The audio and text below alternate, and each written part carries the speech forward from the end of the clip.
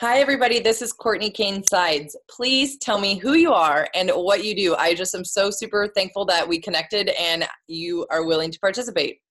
Hi, Ashley, and hi, everybody watching this and with us. I'm excited to be here, so thank you for choosing me and connecting with me.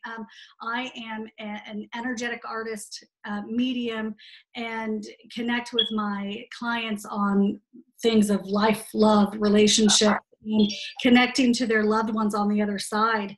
So a lot of different things, but I also paint for each client that has a session, and I have something that's called synesthesia, and so I feel in color. And so the session, yes, is very insightful. Lots of information comes through, but at the tail end of the session, I paint the things that are not, that you can't quite grasp with words. And so the feelings, and so the colors always have different meanings, and those paintings can then later be really like a snapshot of the session and can be used as a meditation tool or even as a symbol to your own guides and angels and loved ones on the other side, that you're listening, that you're kind of walking this path with them and ready to connect. I love this because I literally just read this clinical study about how there's only about 0.03% of human beings that are actually in tune with how you express through painting. I thought that was crazy. Like, so you are like a rare duck to be really in tune. It took a long time, and I was really creative when I was a child and colored, and my parents were creative, but all had very normal jobs and very normal upbringing, whatever that normal is, but very typical, I guess. But I liked rulers. I like structure. I like logic. I wasn't always doing this for a living, and I finger paint, so the way that I paint is through finger painting. And so I was very structured in the way that I saw maybe creation, and so, but also was not quite in tune with the feelings and everything I received. It was something that always almost brought on anxiety, and many people can relate to that. And so it took years of meditation and I would say therapy and connecting to my own loved ones who had passed. I've had a lifetime of that, and once I was able to really tap into my own true emotions, I realized that creativeness that I'd had since a child, it was trying to come through, but I was trying to control it. And so the point of the finger painting for me is to step out of the straight line or, needing it to be or control it to look a certain way. When I finger paint, it's a very quick thing, and it comes through very, very well quickly. And there's no room for really control or trying to make it into something that it's really not. And so it's something that is very organic. It's just so cool. Like, it's just such a different way to express yourself. And I think it's so important that I talk to you, because other people are so creative and they just might be like, unfortunately, disharnessing it instead of harnessing it and showing what their true creativity is. And not only with that creativity, it also starts to unlock different areas of your brain to create new algorithms to really empower yourself in different ways. And teaching and just teaching your own self too, I think it's so important. Well, we even touched on this, and it excited me when you told me that you were talking to people that were very scientific and logical and then spiritual and all of that. And I was raised Southern Baptist. I was raised that even what I do for a living is something that either was not possible or that you shouldn't be doing.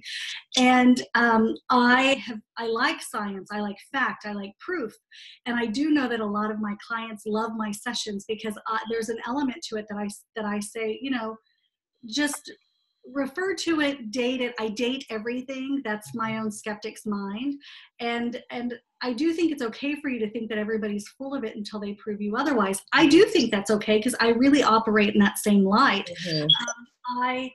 I was in real estate for a number of years and property management, but then I also worked for an amazing neurofeedback company for years. And honestly, if I had not worked in that facility and worked with amazing neurologists from across the country, and scientists and quantum physics people, and spiritual shamans, and all of this, that I do not know that I would be doing what I'm doing today. I've always had the gifts. I've always had the mediumship, but because I like proof, and there's an element to my energy that I am a skeptic, that if I hadn't had that science-based platform, I would have never really owned the right and left brain of my personality. And those scientists are really trying to cultivate in themselves the things that so many of us are gifted with naturally. Right. And when we own our true energy, what happens is that we have the ability to expand even the mind, the brain, all of it. So we can cap our own energy by, and I'm going to refer back to the art, by wanting everything to be straight lines, by not being creative and stepping outside of our own box that we put ourselves in. Well, it's so true. And also, you really have to think about how we're educated as kids. We're put in this box and we're taught this. We're only activating a small percentage of our brain. So for the tangible of understanding our brain, like you said, we've tapped into like that much. And so by really expanding and learning different ways to power ourselves, empower our brain, and exercise it in different realms, we're just unlocking the algorithms that are already in there. And with you in particular, it's just a different algorithm that you were able to just switch on easier because of, I believe, and I've also read other studies and talked to other physicians, that it's because it's memory triggered, and that file cabinet was able to be opened, and you were able to like tangibly like let go of all the crap and like say, hey, I need this to make me feel better.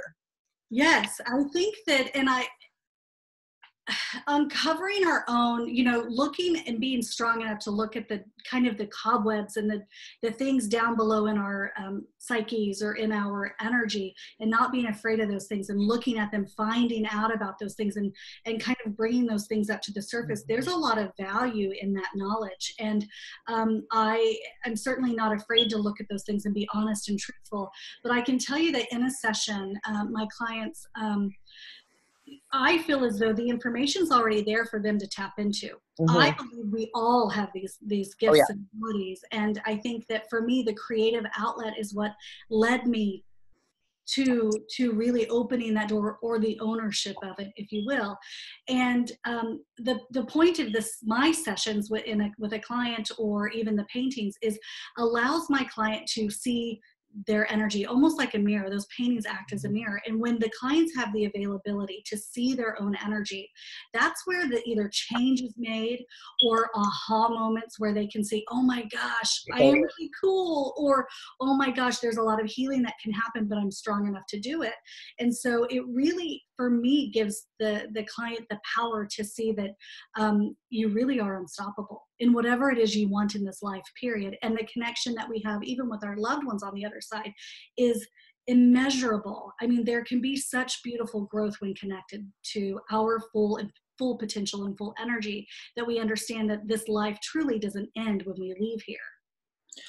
Absolutely. And that's one of the other things that I also implement, is teaching people the cellular level of things, and that clearly we all know that everything is moving. I mean, this is moving all the time. Yeah. So being a physical body really isn't like real physical, it's continual movement. So being able to tap into other realms is just a matter of getting in the same frequency and the same vibration. And some people don't understand that. Some people do understand it. So that's why continually educating yourself on this knowledge of the metaphysics of it is like, it's golden. It's one of the only ways to like open Pandora's box. So how do you, I know how I feel about meditation. For me, meditation was the doorway of the ownership of Absolutely. Them.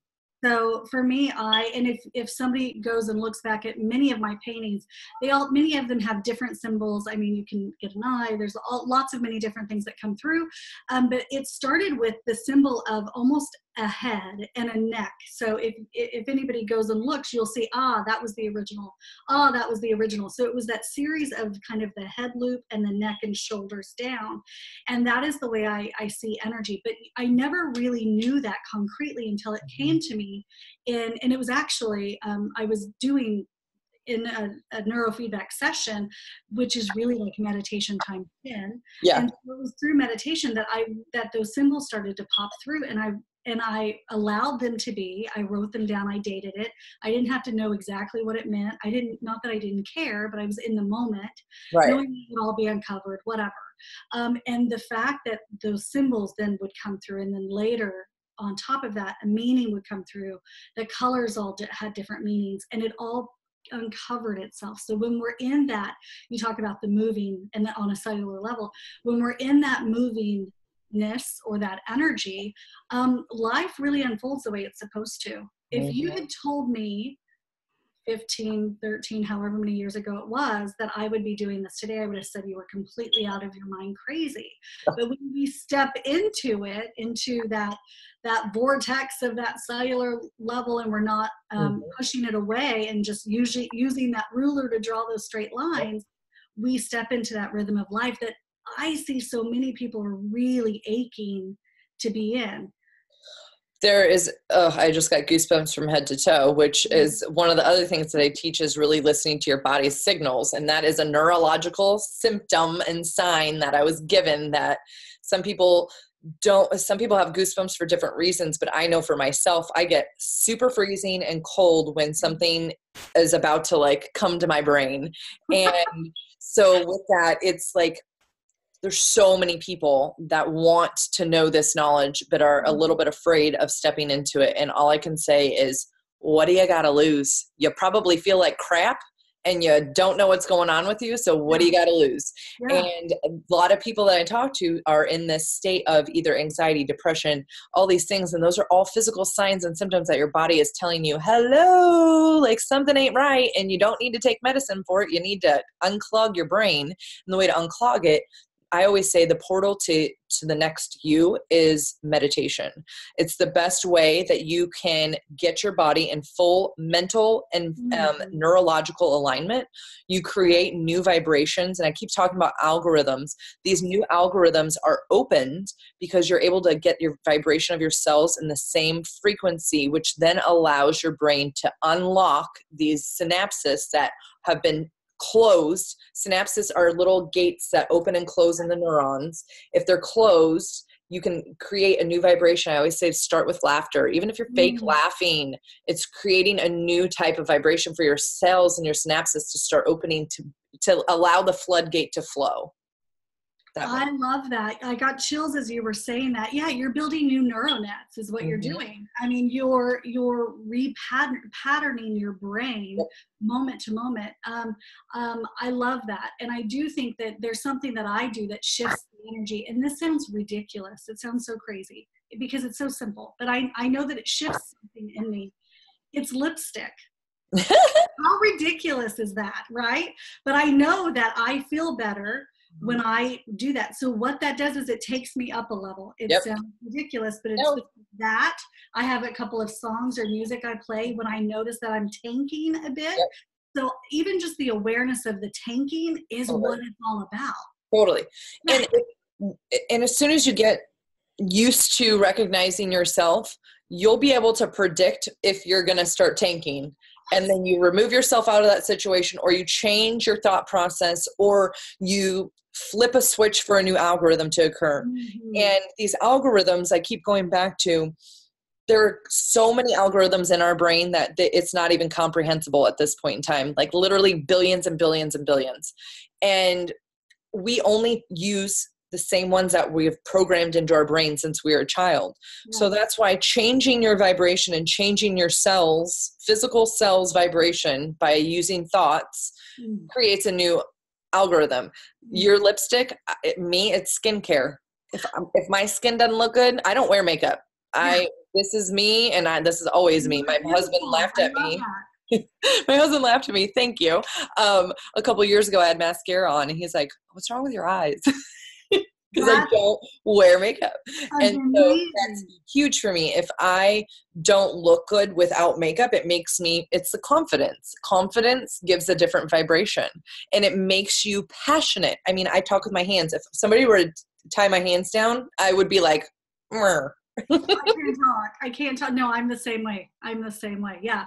And it is interesting. I love that you said that, that you made reference to, going back to the things that you learned as a child or the behaviors or when we're strong enough to look at those things and say, maybe that wasn't quite working for me, or I can advance beyond that. I think that's really cool because sometimes it does take us all the way back there. Oh, all the time. It always does. And especially my son is a mirror of how I was. He's empathic. He's clairvoyant, clairaudient, and he is just really, really intuitive. And my husband thankfully embraces it. So we really don't shut him down. It's a matter of, oh my God, that's exactly how I felt when I was little. Like, let's pull that out. Let's let him do whatever he wants. So it's like finding the best education for yourself and your kid to really continue the process for the opening and staying open and not being afraid to be you. And I think that's huge. And that goes all the way back to when we're little.